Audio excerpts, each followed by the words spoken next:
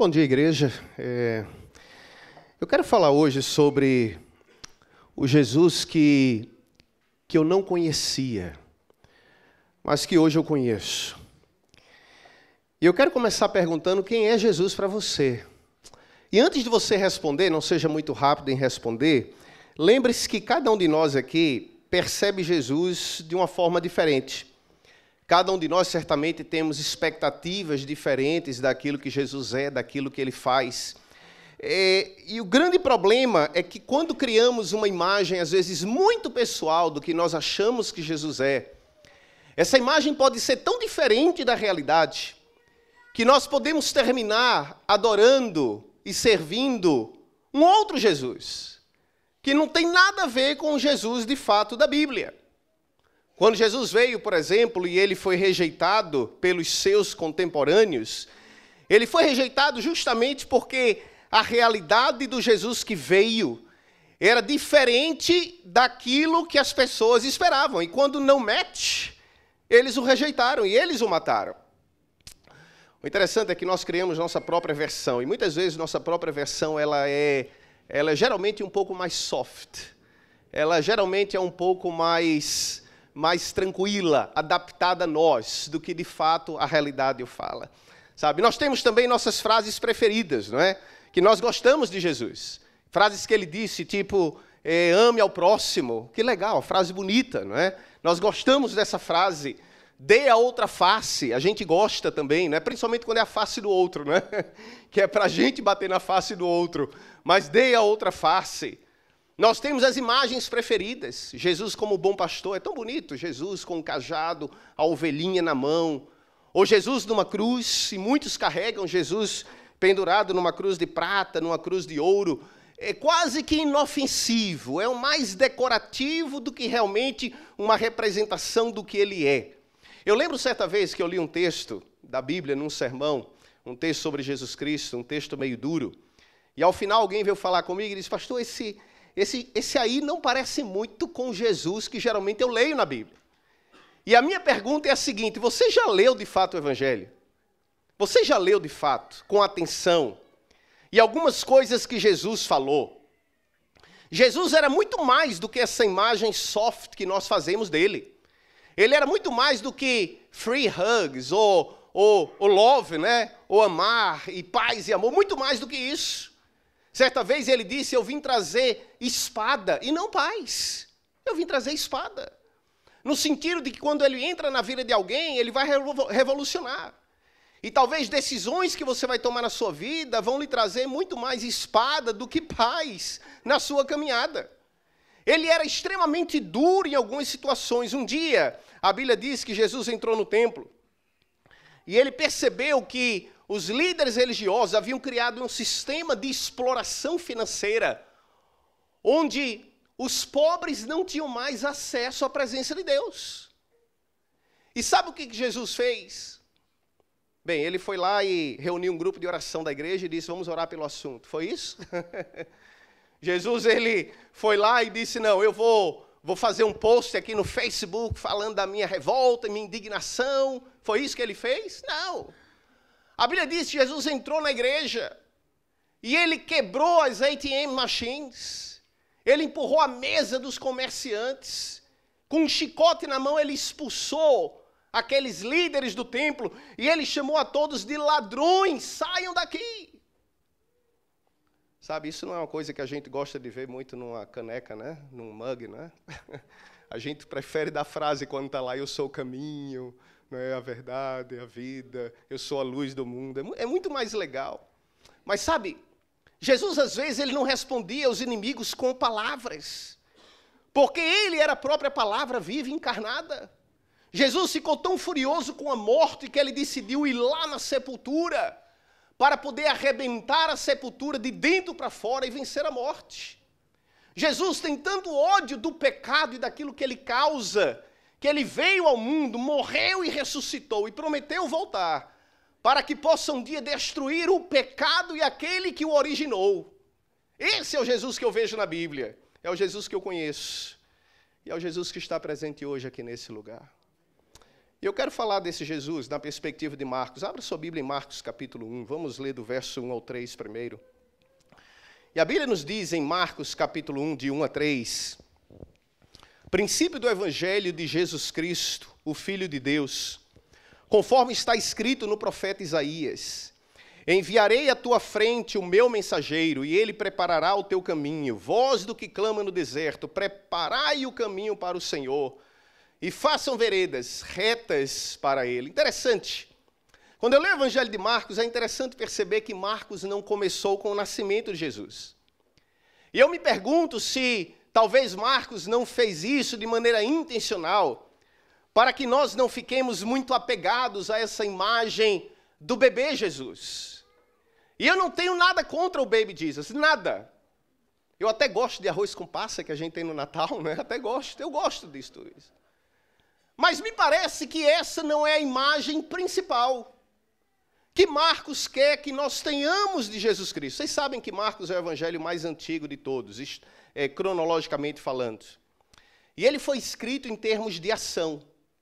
Quando você pega o Evangelho de Marcos, você tem muito mais um quadro daquilo que Jesus era, do que uma descrição daquilo que Jesus era, mais um quadro. Alguns escritores dizem estudiosos, que Marcos escreveu o seu Evangelho meio que com um pincel na mão. Você não vai encontrar nele sermões longos, você não vai encontrar neles muitos ensinos, porque Marcos prefere mostrar do que falar.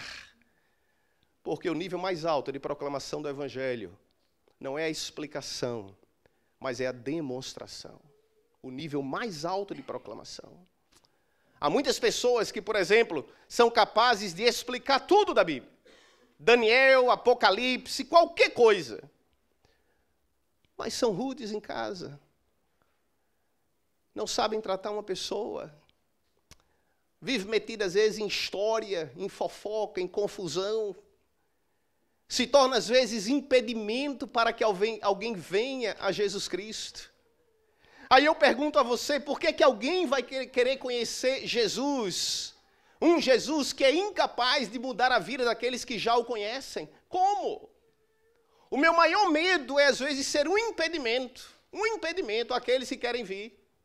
Eu contei isso na comissão da igreja semana passada, mas sábado passado, na outra igreja de Ryde, havia uma senhora lá, e eu fui conversar com ela, a primeira vez que ela havia ido à igreja, e eu perguntei, como é que a senhora fez, como é que chegou aqui, conhece alguém? Michelle é o nome dela. E ela disse, olha, eu vou lhe contar a minha história. E ela disse, eu venho há muito tempo pesquisando a Bíblia, e Deus me conduziu sozinho, e eu descobri a verdade da Bíblia e do sábado. Mas eu não conhecia ainda nada.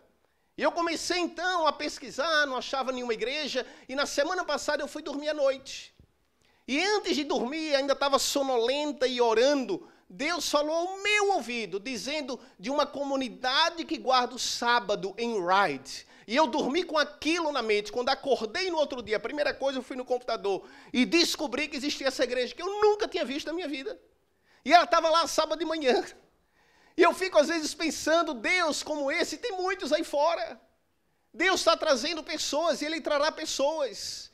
E o meu maior medo, irmãos, é que eu e você possamos ser, quem sabe, impedimento para que outros não venham. Eu sei que você vai dizer, olha, mas tem que olhar para Jesus. Eu sei disso. Mas isso não é desculpa, irmãos. Os outros precisam ver alguma coisa de Jesus em nós, que já o seguimos. Porque o nível mais alto de proclamação é o quê? É a demonstração, não é a explicação. Eu não sei jogar bola. E nem faço de conta que jogo, como alguns aqui. Eu não sei jogar, não é? Eu lembro que quando eu cheguei no colégio, no high school, eu estudei numa escola muito grande, tinha vários campos de futebol, piscina olímpica, quadras. E eu lembro que eu tentei o teste de futsal, não passei. Futebol de campo, não passei na triagem. Tentei jogar vôlei, não consegui. Jogar basquete, não consegui. Terminei indo nadar. E aí da natação depois comecei a surfar. Até agradeço que não deu certo a bola, né? Mas eu tenho consciência que eu não sei jogar bola. Mas quando chega a Copa do Mundo, aí eu me transformo. Aí eu viro um especialista. Aí eu sei todas as táticas. Eu dou dica para os jogadores. Eu sei como resolver todos os problemas. Eu sei tudo. Mas eu sei na teoria. Porque falar é fácil. Eu não é. Falar é fácil. O problema é fazer, o problema é ser. O nível mais alto de demonstração, de proclamação do Evangelho não é a explicação, mas é a demonstração. Leia comigo a partir do verso 4 agora, acompanhe comigo. Assim veio João, batizando no deserto e pregando um batismo de arrependimento para o perdão dos pecados. A ele vinha toda a região da Judeia e todo o povo de Jerusalém, confessando seus pecados, eram batizados por ele no Rio Jordão. João vestia roupas feitas de pelos de camelo. Ele usava um cinto de couro, comia gafanhotos vegetais, né? Mel silvestre, gluten-free, tá? Isso aí é para a versão dos mais saudáveis. E esta era a sua mensagem. Depois de mim vem alguém mais poderoso do que eu, tanto que não sou digno nem de curvar-me, desamarrar as correias de suas sandálias. Eu os batizo com água, mas ele os batizará com o Espírito Santo. Naquela ocasião, Jesus veio de Nazaré da Galileia e foi batizado por João no Jordão. E assim que saiu da água, Jesus viu o céu se abrindo e o Espírito descendo como pomba sobre ele. Então veio dos céus uma voz: Tu és o meu filho amado, em ti eu me alegro. Logo após, o Espírito o impeliu para o deserto. E ali esteve 40 dias, sendo tentado por Satanás. Estava com os animais selvagens, e os anjos o serviam. Eu gosto de ler a Bíblia e muitas vezes observar alguns padrões. Palavras, por exemplo, que se repetem. Porque às vezes esse é o indicativo de uma mensagem específica que Deus quer nos dar. Por exemplo, eu observei um padrão aqui. No verso 4, a Bíblia diz que João veio. Verso 7, depois de mim, outro virá. No verso 9, Jesus veio. No verso 11, uma voz veio. E no verso 13, anjos vieram. Mas antes de qualquer coisa acontecer, houve uma preparação. E sabe, preparação é muito importante, muito importante. Tanto é que quando Deus enviou o seu Filho, antes de Jesus fazer qualquer coisa, ele passou pelo batismo, foi uma preparação. João Batista foi um homem chamado por Deus, e ele era um pregador que não se encaixava em nenhum estereótipo de pessoa que você já viu nesse mundo, entendeu? Diferente de tudo. Mas João veio para preparar o caminho para Jesus, preparação. E esse é o meu primeiro ponto hoje. João veio preparar o caminho para Jesus. E Jesus veio de Nazaré. Mas esse não é o começo do Evangelho. Não é o começo do Evangelho. Não é o começo da vida de Jesus. Porque a Bíblia nos diz que quando João viu Jesus Cristo, Jesus já tinha vivido muitos anos de sua vida, lá em Nazaré. E talvez Nazaré não signifique muito para você hoje, nem significava também na época de Jesus. Vocês lembram que existia um ditado na época que era: pode alguma coisa boa vir de Nazaré? Era uma cidadezinha irrelevante. E talvez alguns de nós nos identifiquemos com Jesus Cristo nesse aspecto, né? Talvez você veio de uma cidade que quando alguém pergunta de onde é que você é, aí você diz o nome da cidade, a pessoa olha e diz assim, tem que dizer o nome de uma outra cidade, maior, mais perto, para que você possa identificar aquela cidadezinha. De onde é que você é? E eu lembro que de vez em quando eu conheço pessoas aqui assim, de onde é que você é? Diz o nome da cidade, eu não tenho a mínima ideia, né? E às vezes pela expressão do rosto a pessoa já emenda com uma cidade maior próxima, e aí você identifica. Mas Jesus veio de Nazaré. Porque Deus não queria que nada no aspecto exterior de Jesus chamasse atenção. Nada. Faria muito mais sentido se ele tivesse vindo de Jerusalém, se ele tivesse vindo de algum lugar do Império Romano, lá perto de Roma.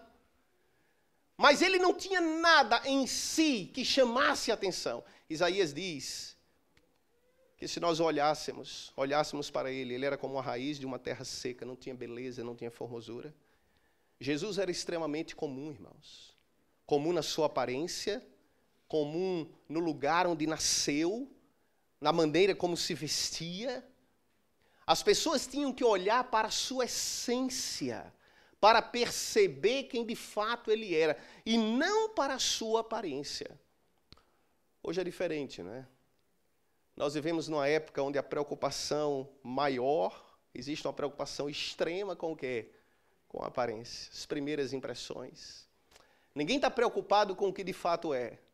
Desde que as pessoas me percebam como eu quero ser percebido. Queremos impressionar, aparentar ser. A aparência é muito importante hoje. E esses dias eu perguntava a Ângela e eu disse a ela, minha filha, por que você namorou comigo? Por que você me escolheu? Porque eu sei um pouco a história dos ex dela, né? E ela namorou um loiro, alto, personal trainer, um cara bonitão, forte. Depois um outro camarada que tornou-se um cirurgião hoje, né? Um cara hoje rico. Eu digo, um cara bonito, um cara rico, por que você me escolheu? E ela, você sabe que eu não me importo com aparência, né? Eu não sei se isso foi um elogio. Mas ela disse, dinheiro, beleza, essas coisas não me impressionam muito. Ok, you got me. Não.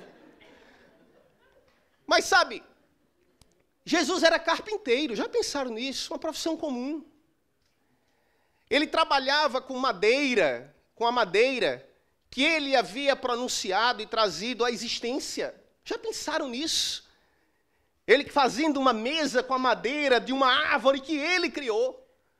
Porque Colossenses diz que todas as coisas foram feitas por meio dele e nada do que foi feito sem ele se fez. Jesus trabalhava com a matéria-prima, resultado de sua própria criação. Mas ele passou sua infância e juventude ali em Nazaré, vivendo uma vida comum. E Nazaré foi o seu lugar de preparo. Foi onde ele aprendeu a respeito do que era e da sua missão. Não que ele não soubesse. Maria contou a história, muitas vezes, do seu nascimento. Mas foi ali em Nazaré, naquela cidadezinha que não tinha significado nenhum, que Jesus aprendeu a respeito de sua identidade e do plano de Deus para a sua vida. Eu lembro quando eu fui para São Paulo, para o colégio, para o IAE. Alguém me disse, você tem que ir para um seminário. Eu não sabia nada da igreja, como funcionava. Eu disse, tem que ir? Tem. Então eu fui-me embora. Cheguei lá, 17 anos de idade, Capão Redondo. Quem é de São Paulo e conhece a região, né, sabe, lugar turístico, bonito, seguro, né?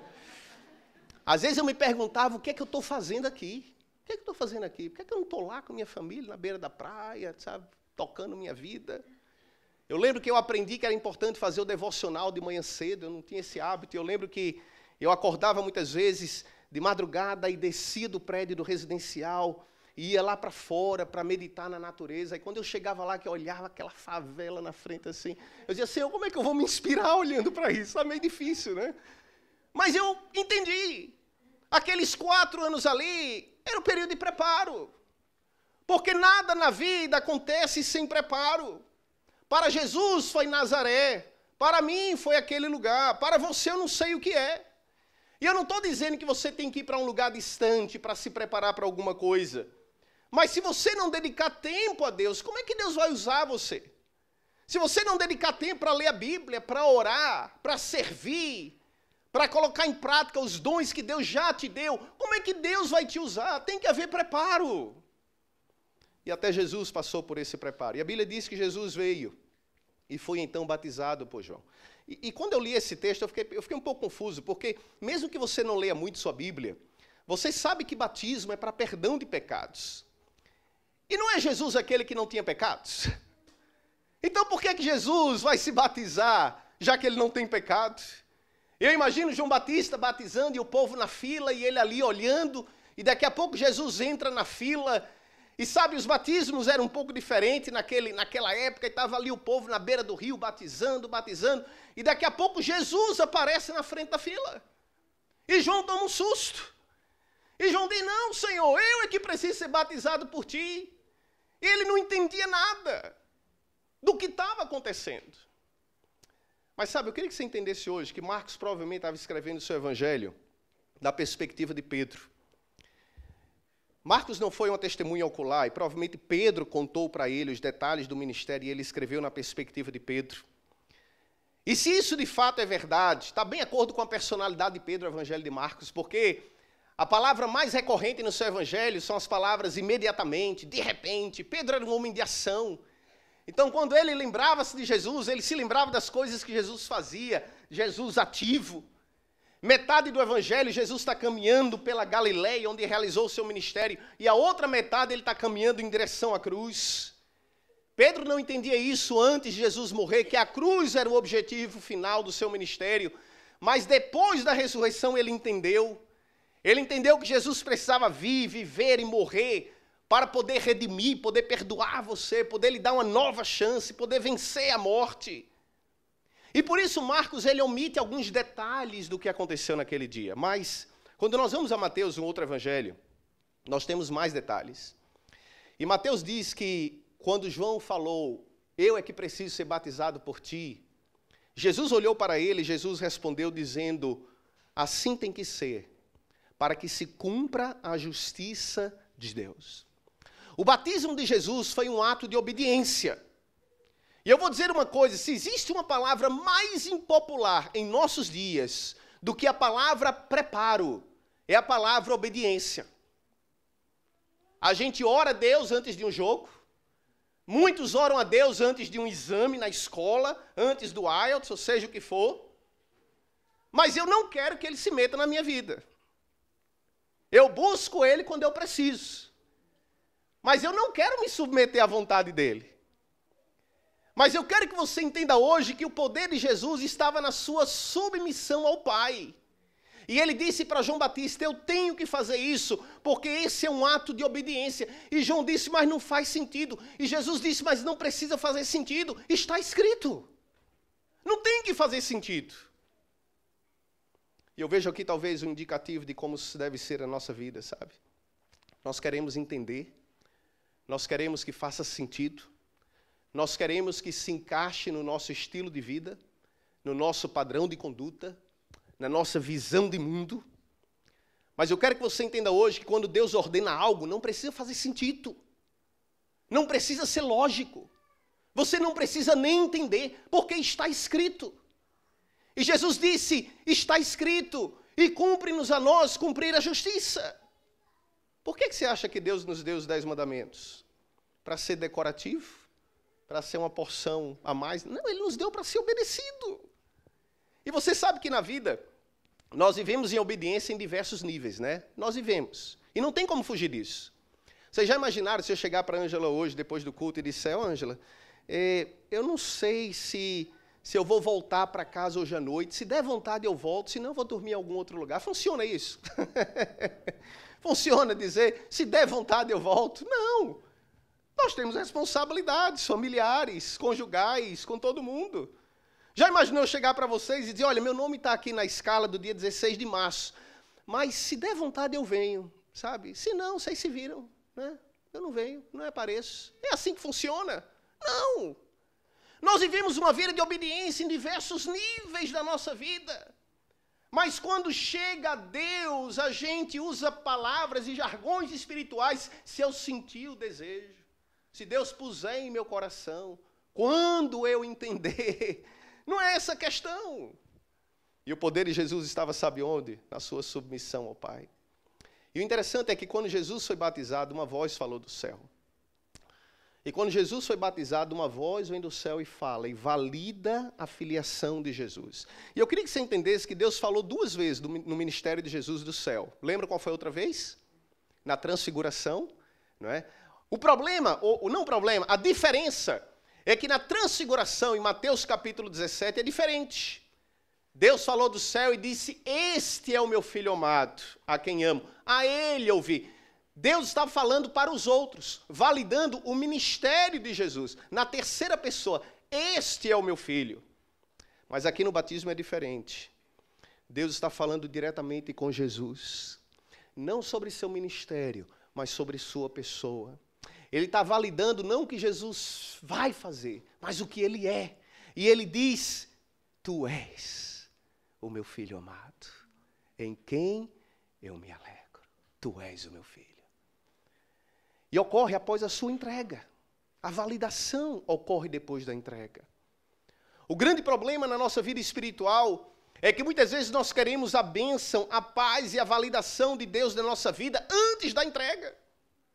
Nós queremos antes aquilo que só ocorre depois. É interessante perceber o que não tinha ocorrido ainda antes dessa validação. Jesus não tinha feito uma cura. Jesus não tinha nem começado seu ministério. Ele não tinha pregado nenhum sermão. Ele não tinha curado nenhum cego. Ele não tinha feito nenhum paralítico andar. Ele ainda não tinha feito nada. Ele havia feito apenas uma única coisa. O quê? Ele submeteu-se a Deus e entregou-se a Ele.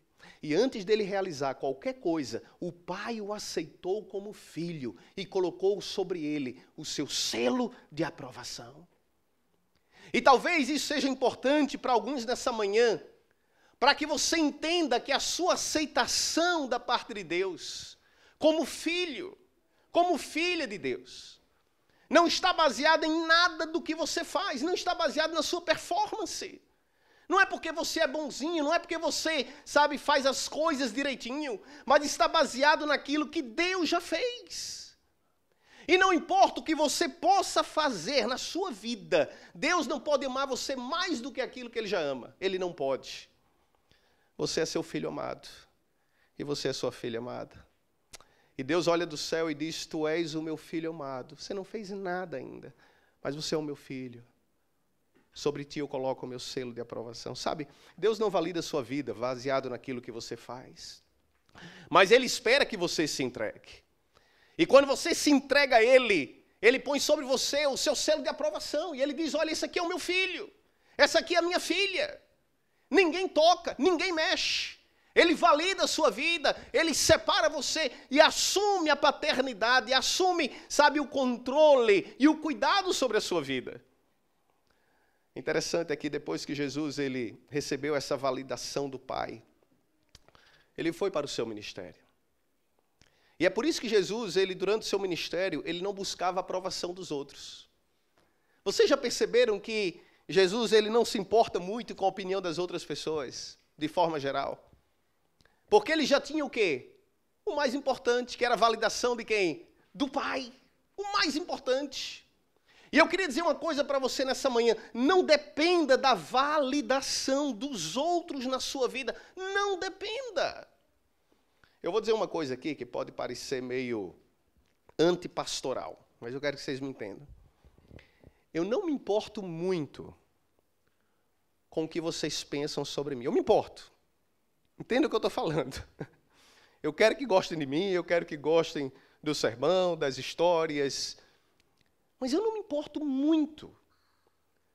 Porque o mais importante é a validação de Deus. Se eu conseguir fazer o que faço e à noite conseguir dormir em paz, para mim isso basta. Para mim isso basta. Jesus tinha a validação do Pai na sua vida, e por isso ele fazia o que deveria ser feito, sem se importar demais até com as consequências. Mas hoje nós vivemos numa época complicada, onde muitos estão sempre buscando a validação e a aprovação dos outros. E aí você fica acompanhando para ver quantos seguidores você tem, quantos likes você recebeu, para ver quantas pessoas estão checando em você, quão importante você é para os outros. O seu senso de valor fica dependendo dos outros e não de Deus. E eu vou dizer uma coisa, quanto menos certo você estiver da validação de Deus em sua vida, mais você vai depender da validação dos outros na sua vida. E eu vou dizer uma coisa, ninguém pode aceitar ou amar você incondicionalmente. Ninguém. Há muitos que nem se amam a si próprios. Como é que vão amar você de maneira incondicional? Então você tem que encontrar esse amor incondicional em quem? Só em Deus, a validação, o sentimento de pertinência como filho. E João veio, e uma voz veio, e agora a cena muda, uma pomba veio. O verso 10, leiam comigo, diz que assim que saiu da água, Jesus viu o céu se abrindo, e o Espírito desceu como uma pomba sobre ele. E se a validação depende da entrega, só vem depois da entrega. A plenitude de Deus na vida só vem depois da obediência. Perceba no texto, a pomba só desceu sobre ele, a presença de Deus sobre ele, plenitude de Deus sobre ele, depois que ele saía da água, depois que ele havia cumprido o que deveria ter sido feito. A pomba não veio antes. A pomba não veio antes. Eu vou dizer uma coisa, muitas de nossas lutas, elas desapareceriam se houvesse uma entrega completa. Muitas de nossas lutas espirituais são resultado de um coração dividido, de uma mente dividida. E aí, se você não tem a sua vida firmada de fato na rocha que é Cristo, qualquer ventinho que sopra já abala, já levanta, já desanima. Basta alguém olhar torto, não falar, e aí a pessoa já pensa, ninguém gosta de mim, não vou mais nessa igreja, não sei o quê. Às vezes não é nem com você. Às vezes coincidiu que você passou e alguém estava dando uma risada de outra coisa. Mas você está tão sensível, a casa está tão na areia ali, instável, que qualquer ventinho que bate já derruba, já machuca, já mexe. Você já parou para pensar no que Deus quer fazer em sua vida? E às vezes eu penso que o único impedimento somos nós. A pomba, ela não desceu até que Jesus, ele saísse da água. Eu fico pensando o seguinte, a pomba não estava dentro da água, o Espírito Santo, e dizendo para Jesus, vem, vai dar tudo certo, não tem medo, avança, faz o que deve ser. Não! Jesus precisou obedecer primeiro para que a plenitude de Deus viesse sobre ele. A pomba só desceu depois que Jesus saiu das águas. Então, se a validação de Deus... Eu queria que você lembrasse só disso. Se você esquecer tudo, não se esqueça disso. A validação de Deus depende da sua entrega. Só da entrega.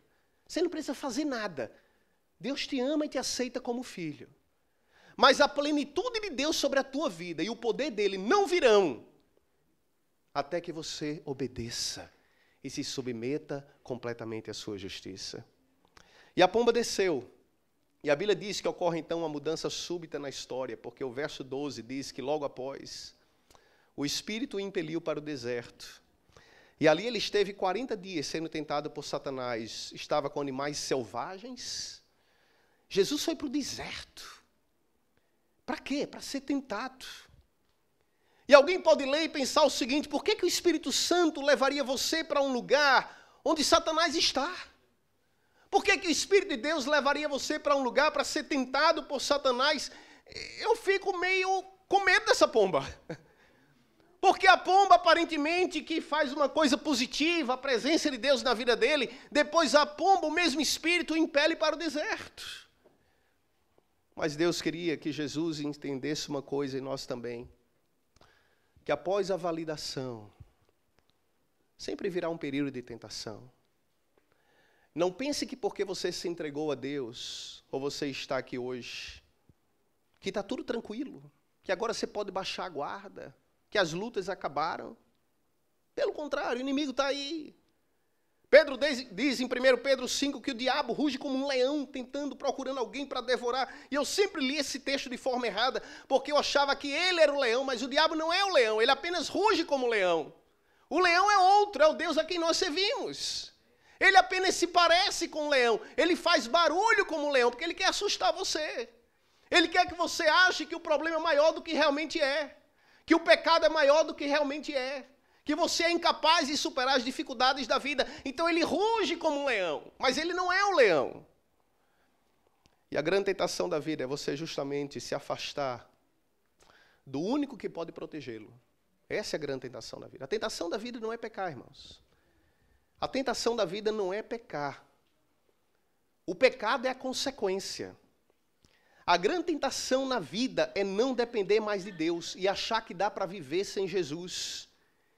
E não foi assim que Satanás tentou Jesus lá no deserto? Você não precisa dele para fazer comida? Fala aí, vai virar tudo pão. Você não precisa dele para ter nada, eu te dou os reinos do mundo. Você não precisa dele nem para cuidar de você, porque os anjos te obedecem. A maior tentação de Jesus foi se distanciar do Pai e não depender dele.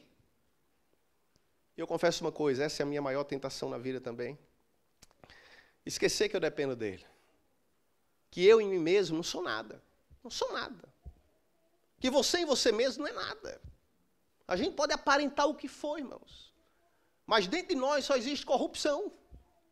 E nós dependemos dele a cada dia, porque no momento que a gente solta a mão dele, o leão ruge.